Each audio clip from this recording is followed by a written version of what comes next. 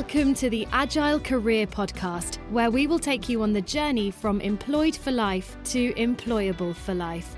We'll give you the tips, insights, and strategies to help you build the transferable skills that you'll need. So let's get started. Please welcome your host, Günther Richter. Hello listeners, and welcome to Season 2 of the Agile Career Podcast. I'm really chuffed to be here today. I can't believe that we've already got Season 1 underneath our belts, 25 episodes. It seems like it's gone so quickly. Again, I just want to say thank you to all of your support as listeners for all of the listening, I guess, and feedback and interaction through Season 1. And also a very big thank you to all of the guests who gave their time so freely, their advice and their insights to appear on episodes in Season 1. There's some great nuggets of insight there. We've got a back catalogue now, so although we're only into episode 1 of our second season, please feel free to jump on to any episode of the first season, work your way through them. As I said, so many great guests, so much insight. So yeah, do enjoy those previous episodes. So Season 2, yes, just before the end of 2020. It's been a bit of a challenging year, I guess. It's been an interesting one. But we're looking past all of that. We're focusing on the good things. We're focusing on building our transferable skills. We're focusing on unlocking opportunities in our careers and our lives. So let's just crack on with that and think, what have we got in plan for Season 2 of the Agile Podcast? So I've got some really exciting things, and these are just a few ideas that are sort of buzzing around at the moment. I'm looking at doing a bit of video. So not obviously it's a podcast, so it's all audio, but getting up some of the interviews on something like YouTube, if that is your preferred platform for consuming content, you can go along and watch the podcast interviews. Looking at getting some career coaching tools up and available to the audience that you can go and put into practice to help you shape up your career and build some of those transferable skills. Maybe even looking at doing a live event, some form of webinar or an extended kind of mastermind where listeners can join, ask questions, share ideas and those sorts of things. And of course, more great guests. So, this is really what the podcast is built around, is having great guests that can come on and share their insights and experiences. So those are some of the ideas that are lined up for Season 2. Please, I'd love for you to get in touch. Give me your ideas. Let me know what you'd like to hear on the show. Let me know the kind of guests you like on the show, and I'll try my best to go out and get them.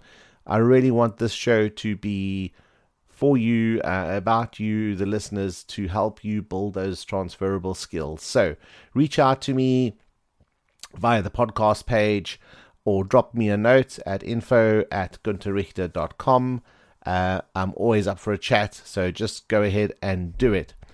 Well, enough about that. Let's crack on now with the next episode. I should say the audio in this episode is not up to its usual standard.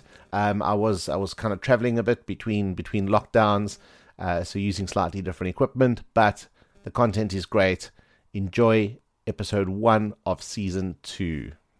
As usual, I've got a really great guest today. And today's guest has built his career around helping others, specifically starting and running their own businesses. He describes this as his passion, as helping others develop their ideas and achieve their dreams.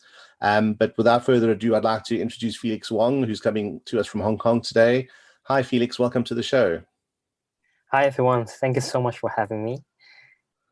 I'm really glad you could make it onto the show. And as I said earlier on, I'm glad, we got all the time zones to align and that sort of thing. I guess before we get stuck into some of the detail, Felix, do you want to take a couple of moments and just introduce yourself and talk a little bit about, what your role is at the moment? Sounds great. No problem. So first of all, Günther and I got connected through Growth Mentor, which is a growth marketers communities designed to help aspiring marketers, entrepreneurs to go through their journeys from many different aspects. I joined the community early this year. I was inspired by lots of fellow mentors as well, learning a lot from the mentees as well. And that's my personal driving force, helping people contribute to startup ecosystems and eventually all learn together, grow together. Currently, I'm spending most of my time still with my full-time job as a micro VC here in Hong Kong, where we are investing in startups across Asia and Europe. Previously, I was involved multiple sectors and industries, from accelerator programs, have my own companies, co-working spaces. I spent some time in traditional companies as well. And I think that's the idea why we put up these conversations, to discover how people like all the audience right here, you and I, and jump ship from one sector to another, discover new path, learn new skills, and eventually build up your own career portfolio.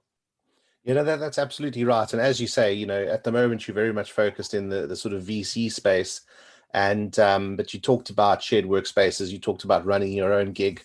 And I think these are the sort of interesting conversations, and it's going to be really interesting to understand the sorts of skills and lessons you learned on going through that journey, and those skills that you could use to move into your new role, and really apply them, and also I guess understand some of the gaps when you moved into a new role. But I guess looking at kind of where your career is now, and as you say, focus very much on the venture capital space. Looking back when you were at school, I guess perhaps towards the end of school, what was your thinking in terms of your career choice? Where did you see yourself moving into as a career? Great.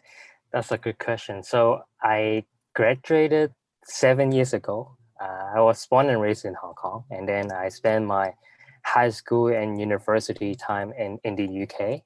So I had a major in mathematics. When I was in university, I have no idea what I'm going to do after I finish my degree. And then even though lots of my families and relatives, most of them think I'm going to be either a teacher or continue my study, at least just to spend more time at school to further explore my nerdy academic backgrounds. And when I graduated, the funny thing is big data, artificial intelligence pops up.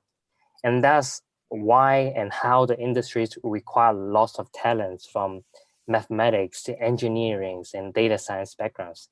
And that's how I get into my first job in a tech company as a data scientist. I have no idea this is happening, but then when I got into the interviews all the way to the day I received my offer, I was really surprised and inspired why this is happening so much different than what people expected. And I think this is something where I really want to do, making use of my knowledge in data, mathematics, and eventually helping companies succeed. Yeah, no, I mean, that's a great description. And I like that you spoke about, the emergence of AI and thinking about the talents that are required from different backgrounds. One of the things we often speak about on the show is that when you are in university, and especially when we think probably about, I went to university a lot longer ago than you did. Most of the jobs that exist today didn't exist when we were studying. Absolutely. And I think you drew out some key themes there in terms of saying AI required, these disciplines from science and engineering and mathematics. So, I guess, as you said as well, many people when they in college or university don't really know what their career looks like or they're going to do. So, yeah, no, that makes total sense. So you said then you got that, you landed your first role, which was at Ryco, I think. Yes, it was a copier company. Yeah, that's, I think, the brand name we all know. So as a data scientist, and I guess what was it like moving from that academic environment? So having done that mathematical science degree and now moving into applying some of those concepts in the real world, what was that move like for you? There's so many ups and downs and like roller coaster journey in between my corporate career as a data scientist all the way to what I'm doing right now. And I think I would really appreciate the day when a friend invited me to participate in a hackathon during my corporate career. I have no idea about startups, entrepreneurships, and my friend just really encouraged me you should really turn up. I know you have a lot of ideas and you are always looking for stuff to contribute. Then I turn up the hackathon. I have no idea about what even is hackathon. The day when I show up, I saw lots of aspiring individuals from multiple backgrounds, designers, business, people just really extra passionate about using their free time throughout the weekend to do stuff, solve real world problems, and eventually build something where they can solve problems for companies or consumers like us. I was really inspired by how people can do stuff in just a short period of time. And when I finished the events back to office on Monday, I was like asking myself, do I want to come back to the office again? I was really struggled. And the answer is no. Then I give myself some time to participate in more events, more hackathons, and eventually found a group of people where we have a lot of characteristics in common. And eventually we founded our first company. And long story short, in 3 months, we have our own customers, companies take off, and I decided to resign from my full-time job and become a ramen entrepreneur. So, I mean, that first hackathon that you attended was a pivotal moment. Yes. Thinking back now, and again, this is a theme that often comes up in interviews, is that people talk about opportunities and, that they're so glad they jumped at that opportunity. Because I mean, if you had said no to that hackathon, things might be a bit different today in terms of where you'd landed up. So I think that's a good testament to spotting those opportunities and taking those opportunities, saying yes, and, putting up your hand and ultimately finding that new path. So I think that's a great story. Yeah, totally. And I guess moving from, think about that structured corporate environment at Ryco, because I think you were there through a couple of roles, moving into starting your own business. What was that transition like? So back then, the founding team was actually founded way before we get connected during the hackathon.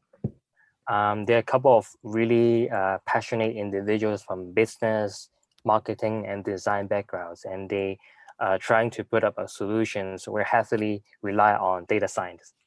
So we got connected immediately because they've been looking for a person like myself for such a long time. And throughout the hackathon provided a platform for us to connect.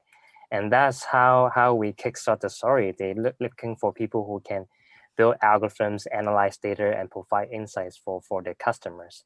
And that's how I bring in my knowledge and experience, really building up the product from scratch, making use of what I learned from university, like R, MATLAB, all these nerdy technologies and algorithm designs methodologies. And I think that's the first moment I was really impressed and satisfied because I can finally make use of something I learned from university and apply to another spectrums where I want to spend my career, which is startups, entrepreneurs, have my own businesses, and eventually these skills as finally useful. That's a great point you make. Often we sit in the classroom in university and you think, where will I ever be using some of these things that I'm learning? And I think you sort of described really nicely how you bridge that gap from that academic world into bringing these things to life and to reality. And I think the other thing that resonates with me is where you talked about through the hackathon, and I've kind of made some notes here, and I've said, finding your tribe. You found those group of people, that had the similar thoughts to you, were sort of heading in the same direction, and there was a good mix of skills. As you say, you brought those skills to the group that they needed, so that worked quite nicely. But and I guess thinking, that was still quite early on in your career. How did you? Because I guess it's quite a tough decision to say, I'm going to move from this corporate environment.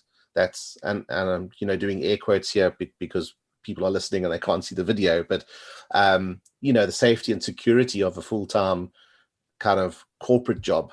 How did you reconcile that risk moving to your own company or your own startup? Yes, that's a really emotional question. I think the major critical decisions making part was how should I explain to my peers, my parents, my relatives. I think that's more Asian families consider. They expect their kids will graduate from universities, work for a decent job, and eventually take certain responsibility with the family as well. And then the way I transformed this mindset was like, because I was still young, first of all, I only spent 2 years with the corporate. I have achieved certain good traction with the company. In 2 years with the first corporate jobs, I promoted 3 times. Supposed to be a bright career and supposed to be a job where I can spend a few more years before I decided to do something else. But then I was like, am I going to come across opportunities like this working for startups, having my own gig again? Maybe another 3 months or another years. I was like, maybe not. So I think this is really a great moment for me to take another challenge, to see if I can really build something myself, take care myself, even though I have less benefits and compensations from what I used to earn. But then I feel like I made the right decision. The things I learned from my own company, how I train up myself to be more disciplined, be more responsible, is so much different than what I learned from universities and my first corporate jobs. So I'm glad I made the decision, and I'm glad my family is also really supportive when I transit myself from an employee to become a business owner. Yeah, no, that's a good way of describing it, because it's often this internal conflict thinking, well, I'm in a good role here. As you say, you've been promoted 3 times. What am I giving up? But I guess the way you described it was almost like an investment. You perhaps were going to earn a little bit less. There was a little more risk, but ultimately you were investing in yourself and your future. So I think that's a great way you've described it, I guess. And working in that startup environment, what were the skills that you took along from your first 2 years working in the corporate environment? What were the things that sprung out and you could immediately apply on a day-to-day basis? I think I'm glad to have met a few managers in my first job where they're really influential, first of all, really caring. So I really brought along these skills and also mindset to apply in my own company. At the end of the day, as a founding team, we have lots of responsibility where we have to deal with, from setting up the company, legal, accounting, even buying the furniture for the company, setting up the culture, buying the right coffee beans. Every decisions have to be go through us. So it's really important for us to create a good culture with the company, with our employees as well as our interns, so that we can create an environment where people really want to come to work, first of all, and contribute their time and skill sets. And I'm glad, again, what I learned from my managers back then and the culture of Rico really reshaped how I think and create my own philosophy of running the company myself, with also my founding team fellows. Those are some really good things there. And I think the one I'd want to draw on is culture, because as you say, you want to make whatever startup you're creating, you want to make it an attractive place for people to come. And it's, I think, often something that's kind of left on its own and left to develop by itself, and not really a conscious thought. So I think that's a great thing, because I think many people now that are looking at moving jobs or changing jobs do look for, what is that organizational culture like that I'm moving to? Is it going to be a good place to work with, or is it going to be a terrible place to work at? So it's good that you drew that out. And I guess thinking about, so you described those are the bits that you took forward from your career at Ryco. What were the sort of gaps you spotted? You got into this new mode and you thought, oh, hang on a second, there must be some stuff that I don't know. How, what were those sort of things, and how did you close those gaps? We failed a lot. It was my first time founding a company, but some of my fellow founding members, it wasn't their first time, so they already have picture of how the potential obstacle looks like. But for me, it was totally different. I got to learn a lot how to do what usual startups should do, like arrange our schedules, hiring people, and even develop my extra skill sets. Just to give a quick examples, like as a tech companies, business, marketing, design, technologies, data science, these skills and areas are equally important. However, we don't have a full-time CTO with us. We have a strong part-time CTO. We're really committed. But when it comes to the daytime working together, collaborations, there's always something missing because the person is not next to you all the time. So the way we break it through is, we know at some point we might need certain person or people, or maybe a team to take over the technology development. And we just don't want to wait. There's no point to wait at a startup. Every minute's worth $1 million. So the way we break it through is we try to learn. We take up courses like Codeacademy, some YouTube videos, just to give ourselves an understanding. How does coding looks like? How can we better communicate with our developers, so that even though our team are not full-time employees, we can still better communicate with them. We know the terminologies. We know how long does it take to put up a feature. We know how long does it take, or maybe what coding languages require to create a completely new functionality. And I'm glad we take up the opportunity to learn the skill of coding, although we are still not consider ourselves as a developers. But we see so much different when we learn a new skill, learn how to communicate these techie languages. We can see huge improvement of our communications, how we make decisions, how we prioritize our work.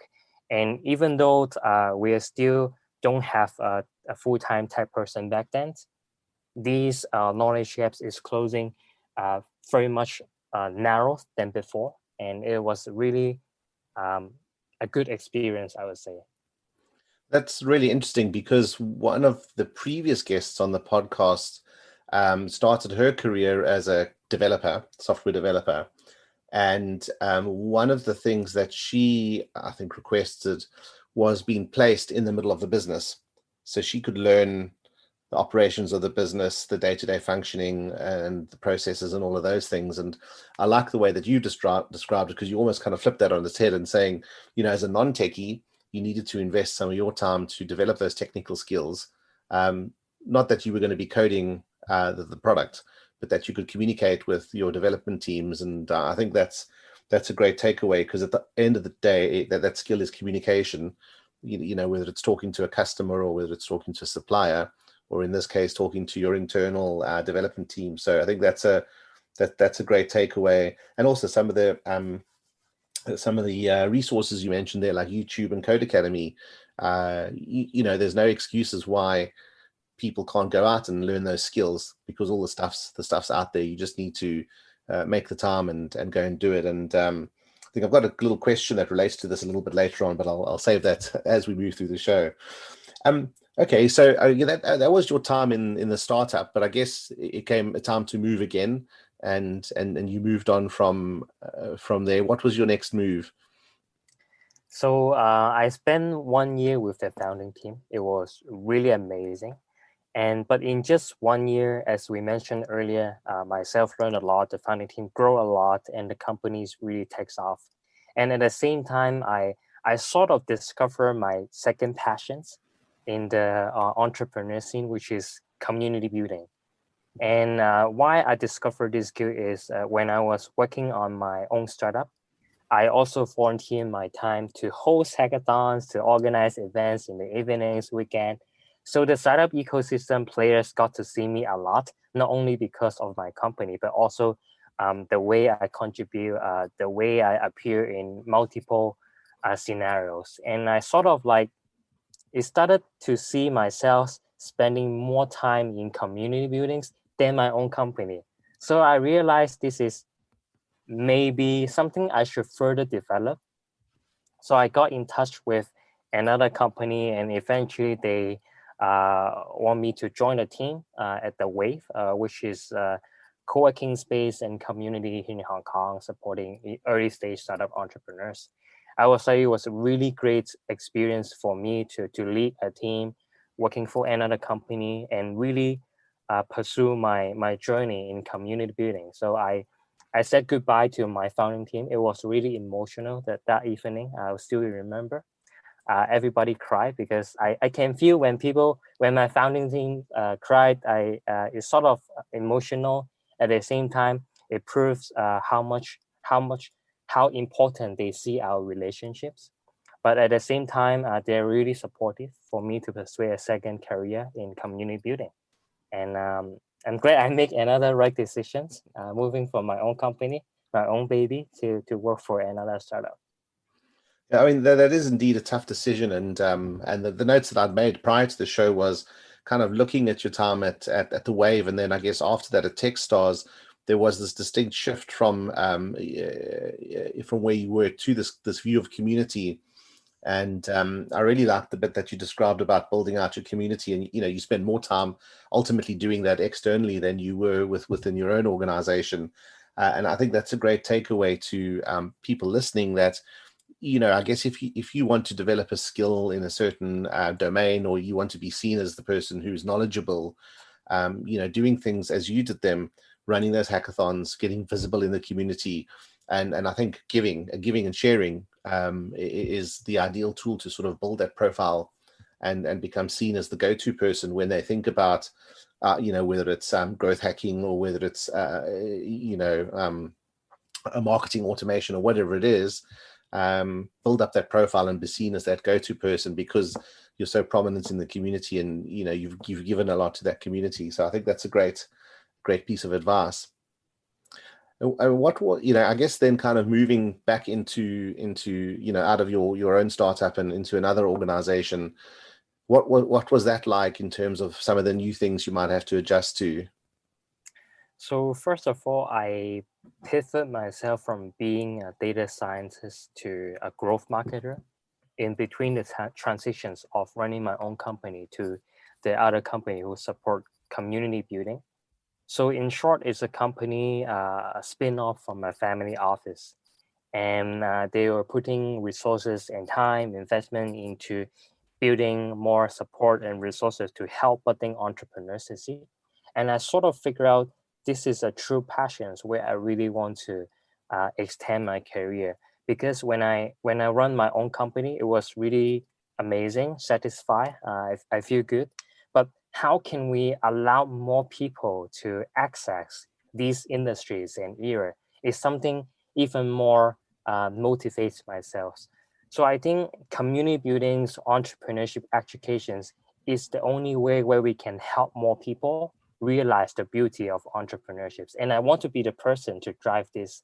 So I joined the company and to do multiple things such as running the growth team, curate the events and programs, resources where budding entrepreneurs or first-time founders need. You can imagine we do everything from running hackathons, networkings, putting one business to another in touch, or we also do our outreach as well just to create visibility to our members and basically just to help founders minimize their risk by providing the right knowledge and resources to them. It's interesting that the way you've described it, because when we started talking, and we started talking about your time at university, and you said not knowing where you were going to head with your career, one of the things, and especially you thought friends and family would say you would become a teacher, and I guess perhaps not a teacher in the traditional sense of sitting in a classroom and instructing 20 or 30 kids, but the statement you just made about how can we allow more people to experience or kind of get the joy or the fulfillment that you got as a startup founder, I guess is an element of teaching as well. So it's kind of interesting to see that thread through your career, and you didn't make the conscious decision to become a teacher. So that's a really interesting, I think, takeaway or bit of insight that's come out there. Yes, my girlfriend always make this joke. She said, "You are really a good teacher. You can basically teach anything." And I was like, "No, I'm not a teacher. I'm just telling story. I'm just telling what I understand, what I passionate." But yes, I've been pretty much in touch with a lot of institution, university who support entrepreneurship educations. And I sort of think about this actually. maybe I will eventually become a teacher later, not now. Because I really realized the beauty of education these couple years, because knowledge education can really help change lives. Whatever knowledge or education, it could be startups, it could be the traditional knowledge where we learn from universities. And I believe giving people the access to knowledge does change a lot, like connecting people, knowing new things, knowing how to communicate, just like how I communicate with the developers, just like how I communicate with early stage entrepreneurs. And I believe all these things are backed by knowledge and education. Yeah, I mean, you've made some really great points there, and I guess the one you spoke about story, you said, you said to your girlfriend, you just tell stories, but I mean, I don't think there's a better way to learn or to teach, because stories resonate with us. It's much better listening to someone's story than just kind of hearing someone reeling off a bunch of facts. So I think that's a really good skill, to highlight to listeners. There is the skill of storytelling as a way to either talk about your personal mission or your personal values, or to convey your experience.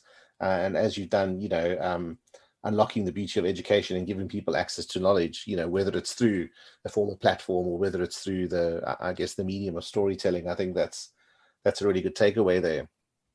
Great. So again, so growth manager at the Wave, and I guess then again, also very focused in the startup space, because it was a co-working space where I guess you're going to interact with a lot of entrepreneurs and startup companies and founders. I think then your next move was onto Techstars, which I guess was really, really fully focused on the community manager role then. Yes, with Techstars, I spent almost 3 years with them. So the day I received the invitation to join the team, I was really surprised and really grateful. First of all, Techstars is an amazing company in the startup ecosystem, arguably the top 3 startup accelerators after Y Combinator. And I was really surprised to receive the opportunity to take over a major positions in leading the Asia Pacific expansions with a focus of Hong Kong, Greater China, and Taiwan. So I get another wave of learning and experience, exposure to connect, to really catalyst the ecosystem here in Asia, connecting different stakeholders from co-working space, startups, entrepreneurs, even governments, some state agencies. A really tough conversation, but provided me myself a lot of challenges, how I can deal with different stakeholders to fulfill their needs and wants, and eventually at the same time promote the beauty of entrepreneurship. Sorry, you just caught me with a mouthful of coffee there. So, no, I think, I mean, that's a really great description. And I think, again, what's emerging is, we talk about startups and we talk about tech skills and dev skills, and the company you were at was Techstars, and we probably think about it as we're in the tech industry, but the more and more you describe it, we're kind of more in the relationship and the people industry. As you said, working with our stakeholders, especially perhaps tough regulatory or government type of agencies, it's all down to people skills at the end. And the technology is just a component of what we do. But I guess where the real rubber meets the road is that developing those people skills and being able to develop those relationships and nurture those relationships. So again, that's a really good takeaway for me is around the people side of things. Yeah. Then you spent a bit of time at Techstars, which I guess was now before moving on to your current role at AngelHub. And I mean, kind of what led you onto that next? Because you said the thing about Techstars, you were very surprised to have received an invitation to join. So it sounded like a very, I guess, a kind of a really good place to work at. What led to your moving on from there to AngelHub? Yeah, I think there's a concept right here where I review my own career every quarters, actually. So I often look at what I did in the past, what I'm doing, what's the gaps, how can I advance my career. I sort of have this a score sheet on my Notion where with different check boxes such as, okay, I worked for a corporate 2 years. I founded a company for 1 year, and then I worked for family office 1 year. Then I worked for the best accelerator and venture fund Techstars for almost 3 years. So what is missing? I was like, and then I also look at what industries I've been involved with. Then I sort of come into a conclusions where I already gone through many steps throughout the entrepreneurship cycle, like founding company, helping people succeed, investing, accelerating. And now I'm with AngelHub because it's another new industries I never discovered before. Secondly, is the only company here in my regions who got regulated to do these things where we can really get a taste and help other people succeed. And in short, what we do is equity crowdfunding and investment. So it's so much different than what I do from being a data scientist all the way to founders, community builders, and eventually, half of my fees in investing right now. So I think these kind of ups and downs experience give myself an all-rounded understanding of how entrepreneurs made, how to build a successful startups, and eventually give myself more credibility of helping people, helping startups, and more understanding towards both back and forth, ups and downs, and also the bright side and dark side of startups. There's two really good things you said there that I want to draw on, and the one is you said you review your career every quarter. I think which is an interesting concept, because often people will kind of look at the calendar and say, oh, I've been in this job for 5 years, now what? And it's kind of very retrospective rather than looking forward. So I think that's a good point. And then the other one you said is about the score sheets you've set up. Yeah. I guess in your case using Notion, but I suppose anyway you can do it on paper or whatever tool you choose. How did you go about listing out what those topics were on the score sheets to say, these are the things you want to tick off? What was the sort of approach you used to get that list of, I don't know, 10, 20 things? So first of all, I have a couple of lists regarding the stage of company. So idea stage, seed stage, series A, all the way to unicorn, IPO, this sort of category. Then I have a list of roles I have participated in, such as the vertical position, like data science, marketing, community building, business development, design, etc. And then I have another roles of like industry, like IT, finance, healthcare, logistics, etc. And also the seniority, like how I build up my career all the way from a specialist to become a manager and eventually taking over a team. So I check off my checkbox on a quarterly basis to see if I have already achieved the career that I am envisioning. And I will also revisit to my score sheet to see why this checkbox still exists, what is missing. Do I need extra skills? Do I need to jump from one company to another in order to take this checkbox off? So I do this quarterly basis, and as you can see on my backgrounds, I do have some companies which I only work for 1 year, some 2 years, and maybe 3 as well, throughout a 7 years career fresh out from college. It's kind of annoying, some people said, because people might question whether these people got fired or he just jumpy. And I was like, there's no right or wrong to take different opportunities and different roles throughout our career. The idea is just to give myself to learn new things as fast as possible, so I can rediscover and realize what I really want to spend my time. I think that's great, because you're right. People will often look at a CV and think, this person's had like 20 jobs in the last 4 years. How long are they going to stay with me?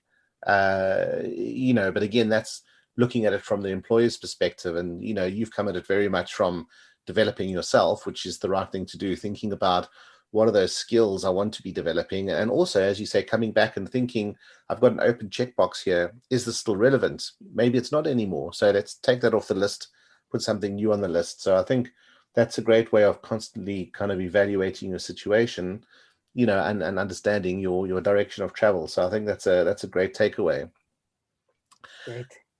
One of the things that jumped out a lot for me was we were sort of putting together some of the questions for the show were your passion projects. So kind of move off the sort of AngelHub and Angel sort of hub roles at the moment, and thinking specifically about Ventures List, your virtual mojito project, and then I guess Z Slides or Slides. I'm not sure how you'd pronounce it.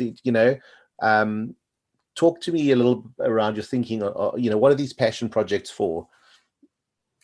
Yeah, you pronounce all these projects correctly, first of all, and I'm glad you really spent some time to look at this. I feel really appreciate. In short, I started running side projects. My first side project officially with Slides, almost exactly a year ago. There's a few reasons why I put up a side projects.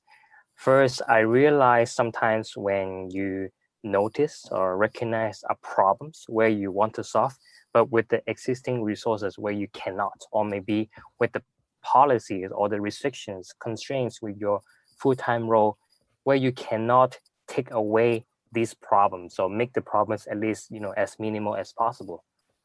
So it's really irritating when sometime in your full-time job you notice something you can't really take an actions.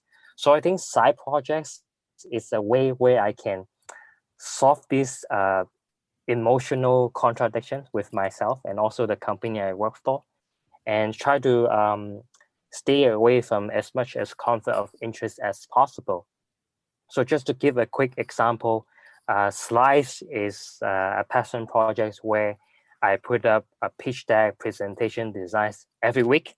Since I started last year, I put up a new pitch deck, completely new designs on my Instagrams every week, and I haven't stopped any week ever since then.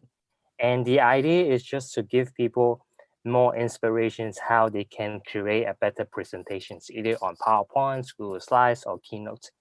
And I do this because as an entrepreneur, back then I got an opportunity to present a lot in front of people, no matter it's with investors, competitions, or trade shows. And now been working for investment firm back then with Texas, I got a lot of opportunity to review pitch decks, give feedback to people, and help people create better presentations.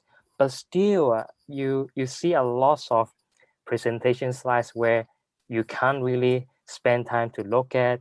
It's very inconsistent. And I was like, how can I make use my skills and experience to help more people prepare better slides where they can translate idea content and into a storytelling. So I started Slides because I believe content, storytelling, and designs are equally important in building a successful presentations. So I've been doing this in my free time, evening, weekend, put out new designs. I handpick a random company, and then I just built a presentation deck from scratch and published on Instagrams. And now I'm also selling templates on my website, and I'm glad I just crossed 1,000 downloads last week. That's brilliant. That's awesome. Great. And one of the other ones is the virtual mojito, and because I think from what I saw, you built that using Notion. Yep. And one of the other things you talk a lot about is no code.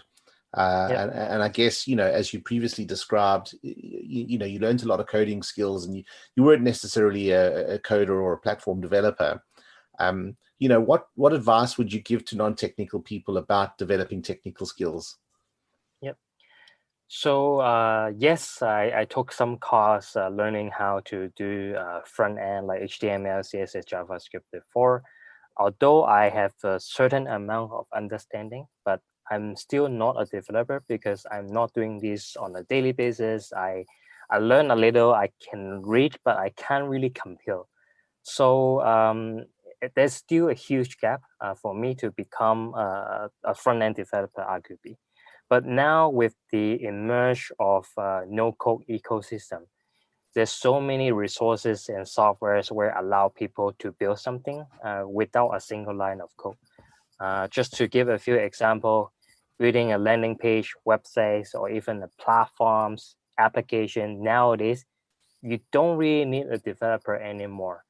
But these no-code tools are not replacing developers. You still need developers at some point to make your product more scalable and more advanced. But no-code tools allow people to really translate your idea instantly in no time. You take some tutorials, read the guidelines, and I'm sure you can build something in throughout a weekend.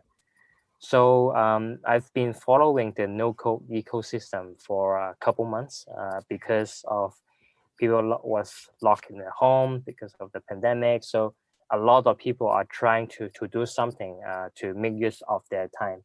And these no-code tools, filling the gap, provide an opportunity to really translate idea into business. And I'm glad I tried and built a lot of all these things using no-code tools, and it works, and people really enjoy using these products. And I think one last thing I want to mention is, at the end of the day, your customers don't really care about what technologies you use behind. They care about whether you can solve the problems.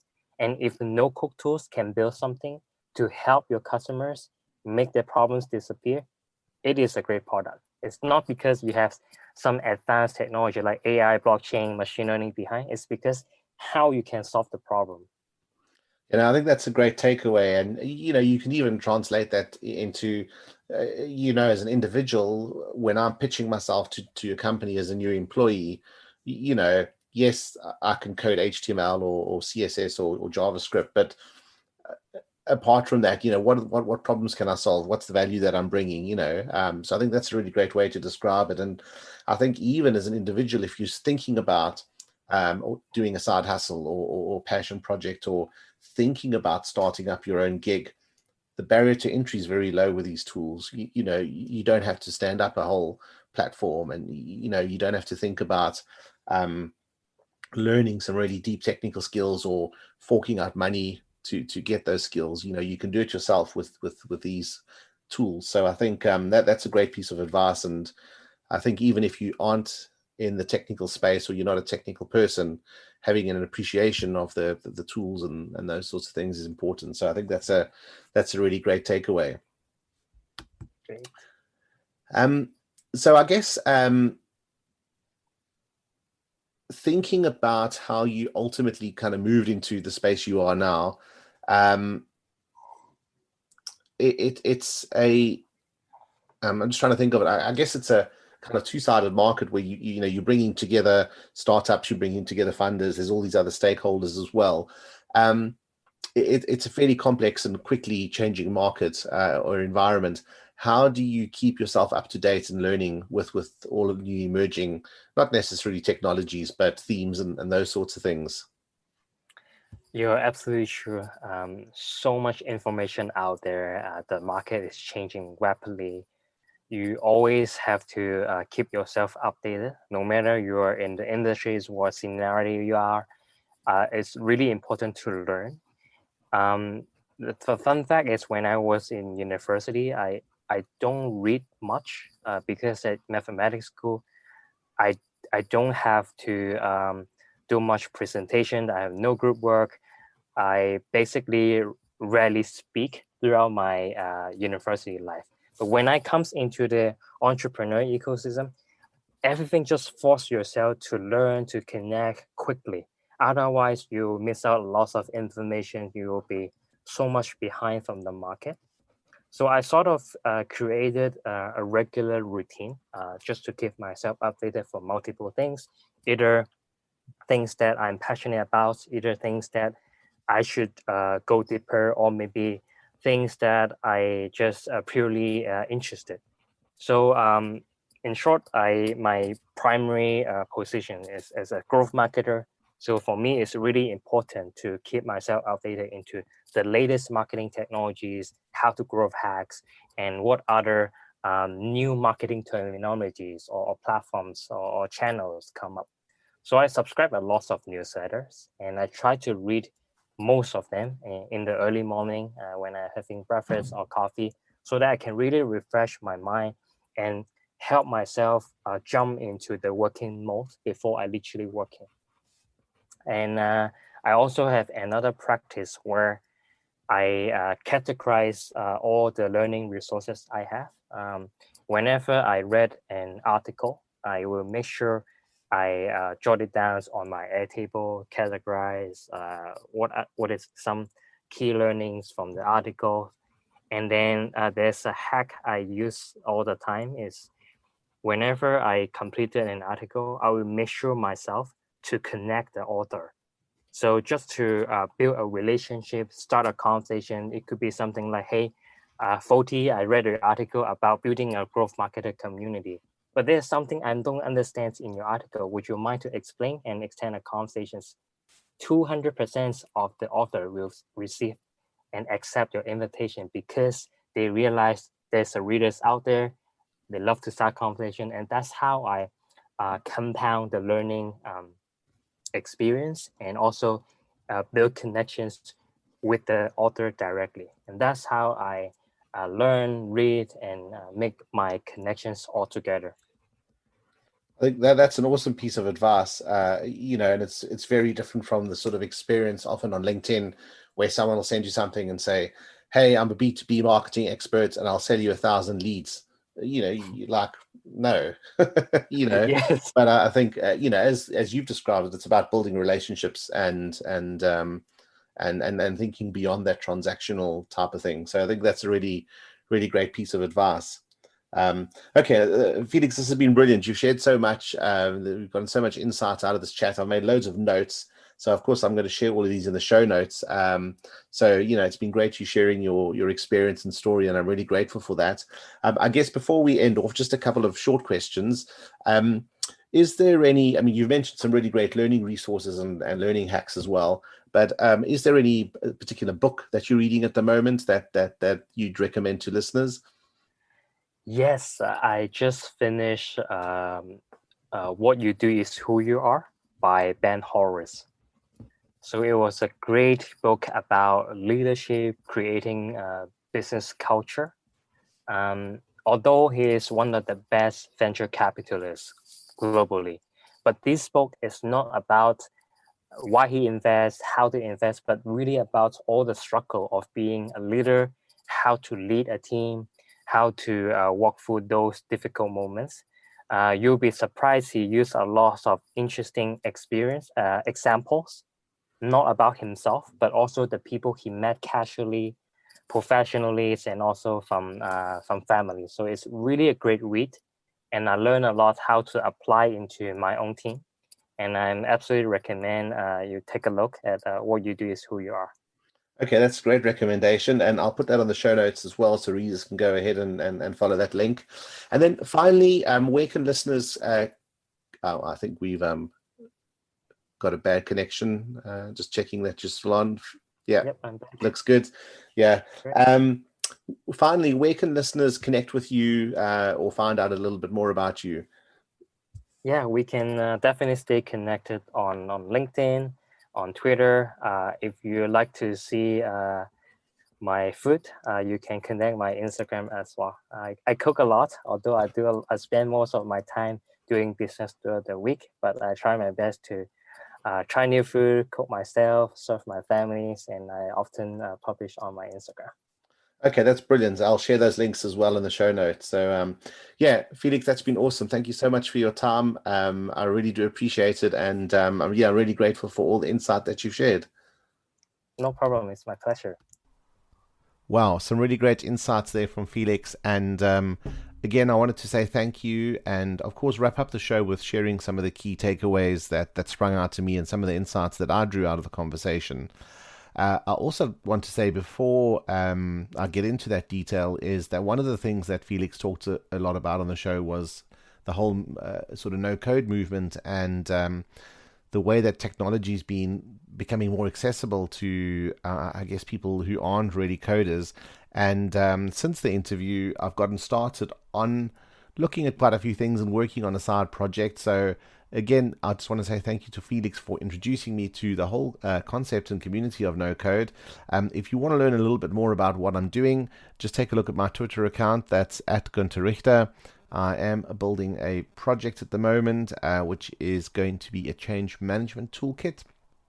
for change managers and project managers, building it using no-code technologies. So go ahead and take a look. And also, I mean, in the show notes, there's Felix's contact details. Take a look at his Twitter. He's really active in the no-code community. He shares some really fantastic insights and tips and tools. Take a look at his work. Take a look at his side projects, or his passion projects, as he calls them. There's some great stuff there. So, what else did I take away from the show? Well, I think some of the things that came out were about the importance of finding your tribe or building your own tribe. And, you know, this is a great tool to not only help you help others, but to learn yourself, you know, so building that tribe, building that community. Along with that, there's so many other resources available. Felix mentioned some key ones like Codeacademy and YouTube as great places to start. There's loads out there. And again, you know, if you just take a look at some of his Twitter feed, there's some other great tools that he shares.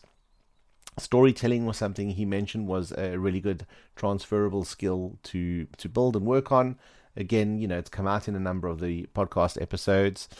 Giving people access to knowledge is important, and he talked about the beauty of education. You know, don't underestimate how beautiful and important education is. And, you know, it's not to say university education, it's any form of education, you know, so just think about that learning, think about that lifetime learning.